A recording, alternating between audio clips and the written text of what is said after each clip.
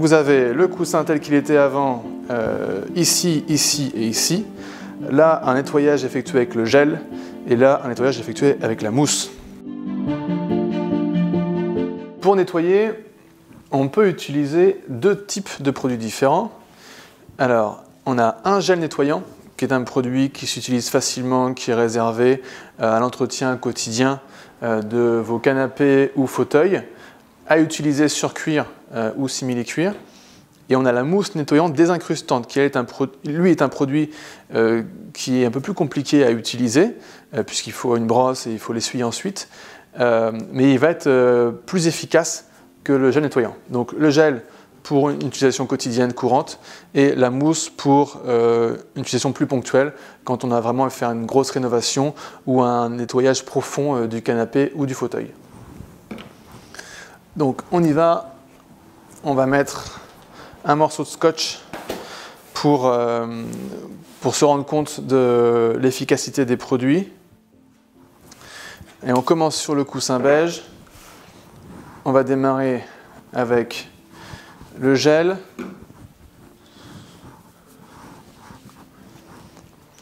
Donc le gel, c'est plutôt simple à utiliser. Vous en appliquez sur votre chamoisine. La chamoisine, c'est une sorte de chiffon un peu épais qui permet de nettoyer et d'ôter la saleté plutôt que de dissoudre et étaler la saleté comme le ferait un chiffon un peu trop fin qui n'absorbe pas.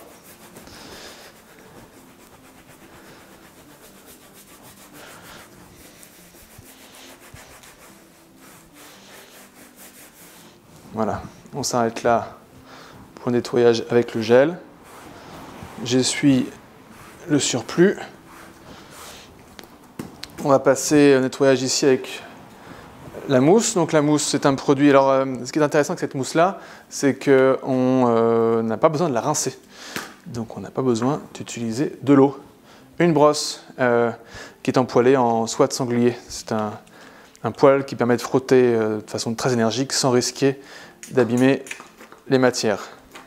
J'applique la mousse.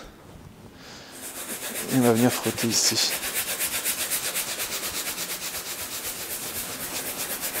Donc n'hésitez pas, hein, que ce soit avec le gel, que ce soit avec la mousse, avec la brosse ou avec la chamoisine, aucun de ces produits et aucun de ces accessoires ne peut abîmer les matières.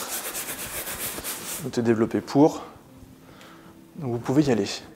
Cette mousse-là, elle n'a pas besoin d'être rincée, donc on a juste besoin de l'essuyer. Et pour le faire, j'utilise une serviette d'essuyage. C'est une microfibre qui est un peu épaisse et qui permet d'essuyer facilement le produit.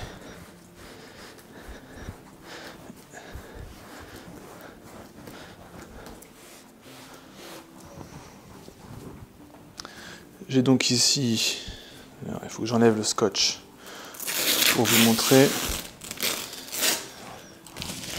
Hop.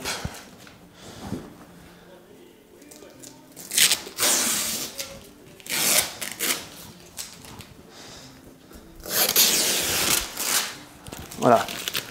On pouvait difficilement faire mieux comme test. Vous avez, je vais essuyer un peu, voilà, le surplus de produit et l'eau. Donc vous avez le coussin tel qu'il était avant, ici, ici et ici. Là, un nettoyage effectué avec le gel, et là, un nettoyage effectué avec la mousse. Donc avec la mousse, c'est impeccable, il ne reste absolument plus rien. Avec le gel, c'est plus propre, mais on se rend compte que les sillons sont toujours un peu grisâtres, parce que l'association gel et chamoisine ne permet pas de rentrer dans les sillons. C'est un cuir grainé. Sur un cuir lisse, on aurait sûrement en fait la même efficacité entre les deux. Et là, le shampoing plus la brosse, eh ben, c'est impeccable. On va faire la même chose sur l'assise noire. Là, par contre, comme j'ai une rénovation couleur, on va faire que la mousse pour avoir un nettoyage profond.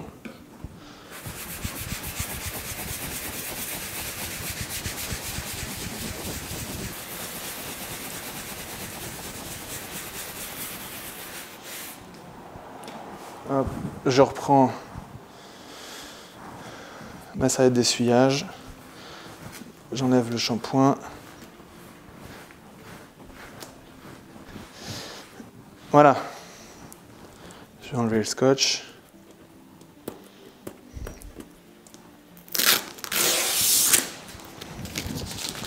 Donc, comme prévu, on n'a pas le côté waouh, une grosse différence de couleur comme on l'avait sur le coussin beige, mais on se rend compte, enfin j'espère qu'on se rend compte à la caméra, de la différence d'aspect.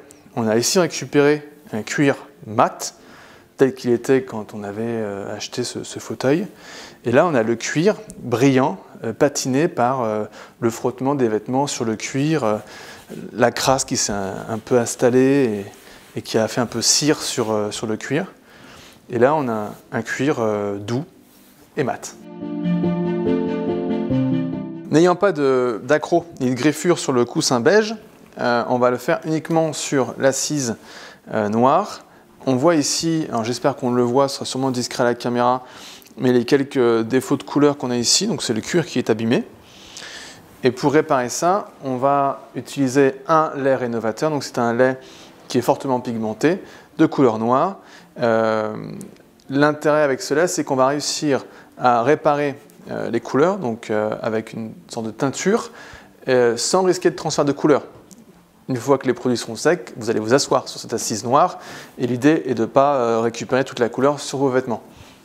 Je prends donc une chamoisine, ce sont les mêmes chamoisines que j'ai utilisées depuis le début de la leçon. Le lait, alors on va d'abord le secouer, puisque souvent les pigments sautent au fond et redescendre.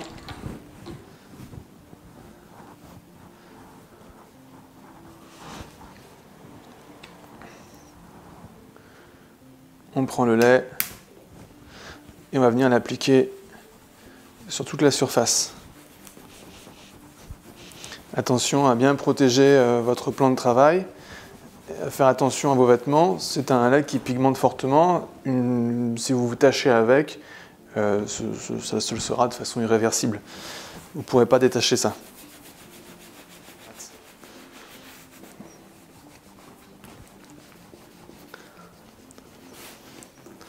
Voilà, je vais m'arrêter ici. J'essuie le surplus.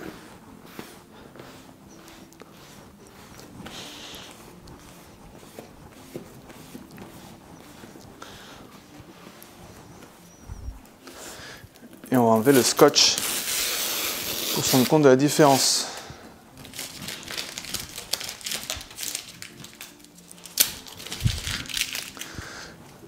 Donc ce qui est important de remarquer, c'est que j'ai conservé l'aspect mat de mon cuir.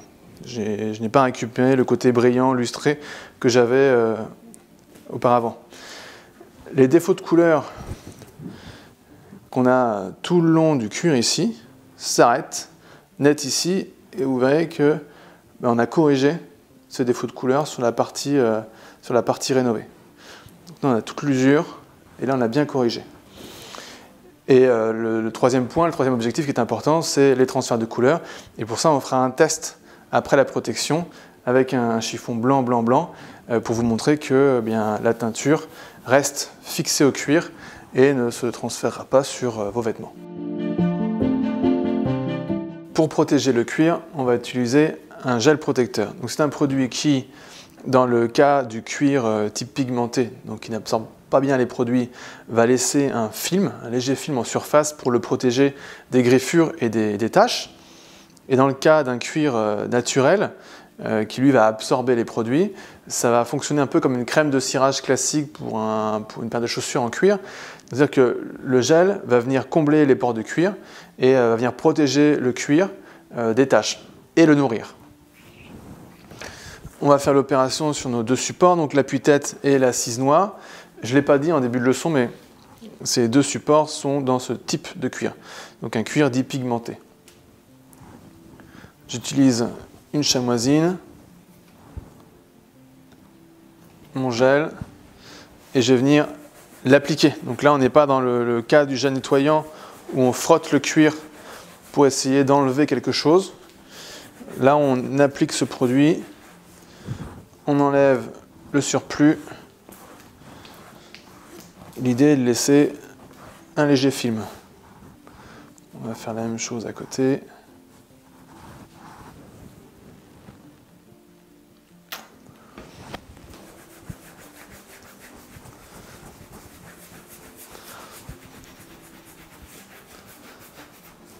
J'applique et j'enlève le surplus.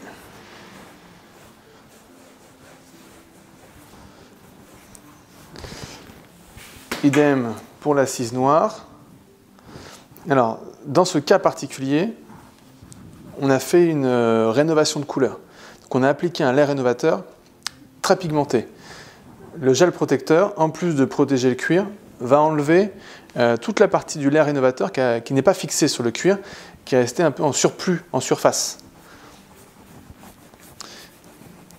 C'est pour cette raison que j'explique lors de l'opération de rénovation de couleur qu'il est important d'intégrer cette étape entre le nettoyage et la partie protection. Si vous ne faites pas la protection après la rénovation de la couleur, vous risquez des transferts de couleur sur vos vêtements. Donc là, le geste est un peu différent puisque ici, on applique le produit pour laisser un léger film. Et là, on va frotter un peu plus puisque l'idée est, en plus de laisser ce film-là, enlever la partie du lait rénovateur qui pourrait se déposer sur vos vêtements. On fera un test après quand les produits seront secs avec un chiffon blanc pour valider qu'il n'y a pas de risque de transfert sur les vêtements. Hop, je m'arrête là. J'enlève le surplus et on va laisser sécher les deux supports. Comme promis, on va faire le test couleur sur l'assise noire que l'on a rénovée. Donc je prends une chamoisine toute neuve, bien blanche. On a traité cette partie-là. Je frotte la chamoisine sérieusement sur le cuir et elle reste parfaitement blanche. Cela veut dire que la chamoisine, donc si elle reste blanche, théoriquement, vos vêtements le resteront aussi. On a fini la leçon, on a enlevé les scotch, on fait le bilan.